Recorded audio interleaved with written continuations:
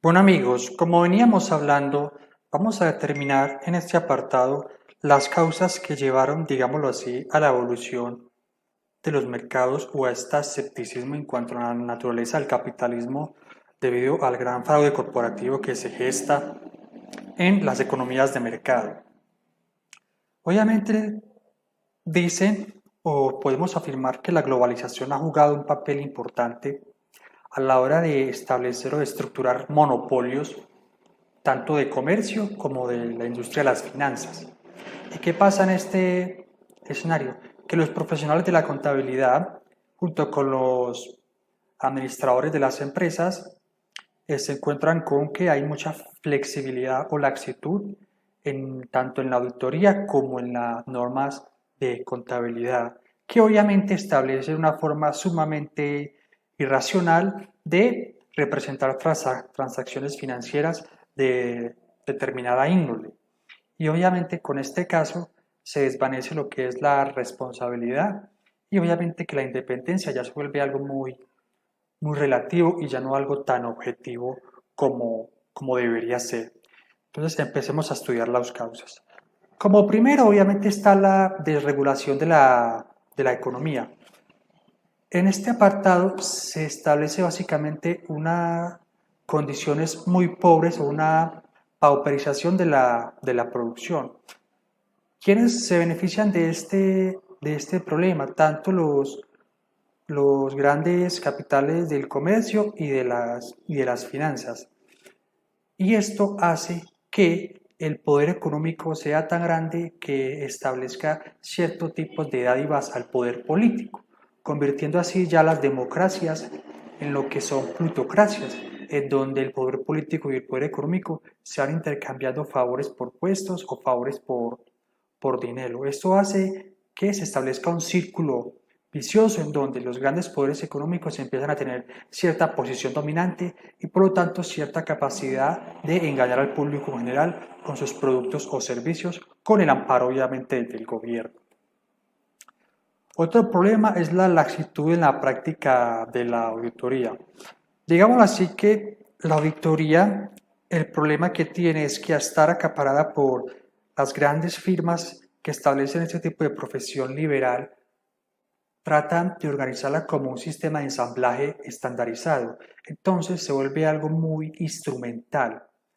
Y al ser algo instrumental no se le puede dar la tanta cobertura espacio-temporal que se requiere para prestar un adecuado servicio. Por lo tanto, solamente se enfoca en determinar si los contenidos que están consignados en los estados financieros tienen seguridad razonable. Ni siquiera establece si son verdad, solamente si tienen cierta seguridad razonable. Y obviamente se concentra básicamente en todo lo que es el aspecto financiero. Y además al ser posterior y selectivo quiere decir que selecciona nomás unas partes y se hace después derecho, no es un mecanismo 100% para calificarse como control. Y esto hace que no se puedan descubrir tanto los fraudes internos de la empresa como las irregularidades. Digámoslo así que el tema, con este tema de la laxitud de la auditoría, es algo que se establece muy superficialmente. Y al ser obviamente básicamente solo procesamiento de datos y al ser algo provisional, hace que sea un poco desconfiable para los usuarios de la información financiera. Otro tema, si por un lado está la laxitud de la auditoría, por otro lado está la flexibilidad en la información contable. Digámoslo que la contabilidad a la hora de representar complejidades basadas en transacciones entre sujetos y entre individuos debe basarse en criterios de verdad. Sin embargo, la flexibilidad hace que se desplace la verdad por correspondencia, que es la verdad real, material y irrefutable, por una verdad por coherencia, que simplemente es de que razonablemente los estándares o las representaciones consignadas en los estados financieros son coherentes con la norma, como su nombre lo indica. Entonces, es razonable más no racional este método de contabilidad. Y obviamente estas normas a ser emitidas por consejos y por organismos reguladores y por consejos gremiales, un poco influenciados por los grandes capitales que necesitan cierta flexibilidad en la aplicación de forma de representar transacciones hace que sea muy falible lo que es el tema de toma de decisiones en base a este sistema. Obviamente las grandes multinacionales establecen intereses flexibles y amplios que violan la ética pero no violan la ley, que es como la gran incógnita que se da acá, para lograr un criterio de eficiencia más no de legalidad. Obviamente el gran problema aquí es el registro alternativo de transacciones y que va según los intereses del que emite la información, lo que da lugar a casos de contabilidad creativa, que no es básicamente que, amparados en la flexibilidad contable, de registrar ciertas transacciones de una forma que le convenga tanto al emisor como al administrador. Por otro lado está el desvanecimiento de la responsabilidad, que en este caso se basa básicamente en que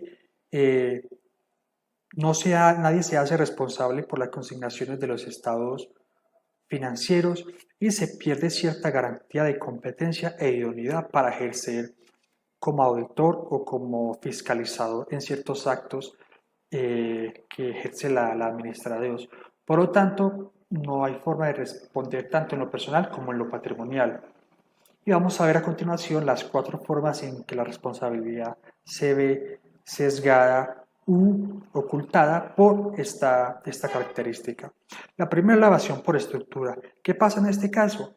Se estructura un sistema dentro de la empresa o dentro de las mismas firmas que prestan auditoría para que evadan sus responsabilidades en caso de que los vínculos o la información haya sido detectada como fraudulenta.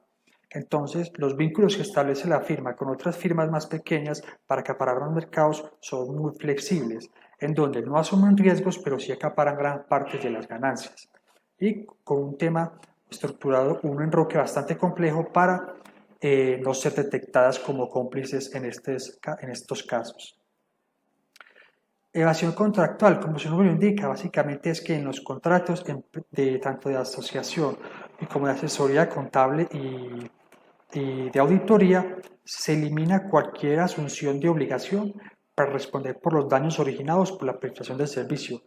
Quiere decir que de una u otra forma la letra pequeña hace que se exonere de cualquier responsabilidad de que la firma o la atestación de los documentos o los dictámenes emitidos bajo el proceso de auditoría tengan fallas o sean sujetos de fraude corporativo. Entonces, desde el punto de vista contractual estar cubierto en ese sentido, obviamente la responsabilidad se oculta aquí o se cede o se evapora en cualquier caso.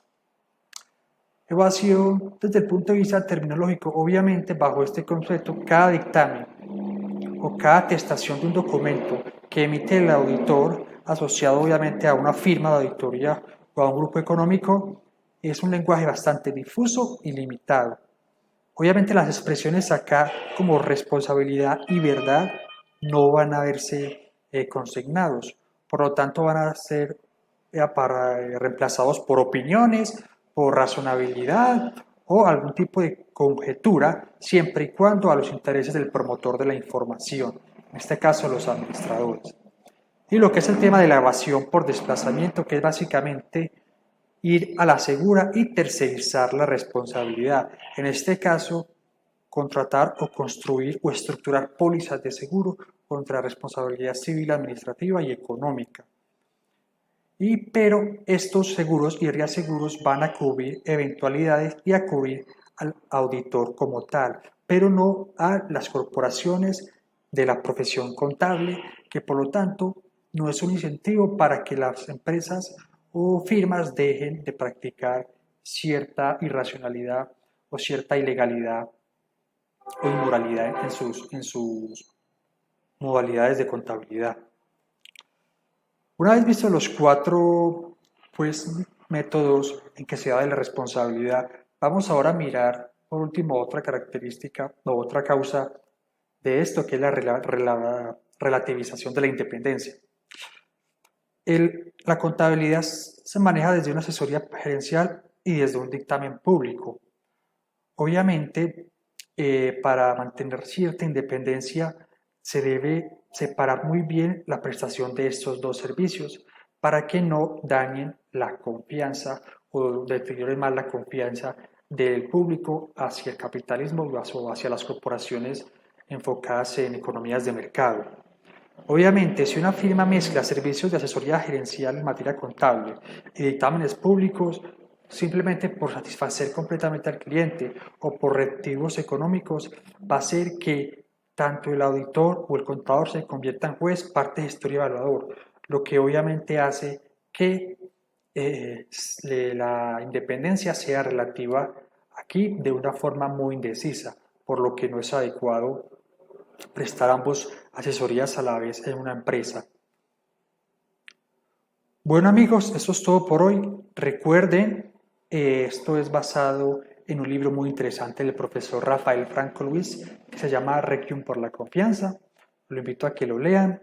Y aquí en el próximo episodio vamos a ver cómo se puede retomar un camino o buscar las soluciones más adecuadas para este problema en materia contable y de confianza.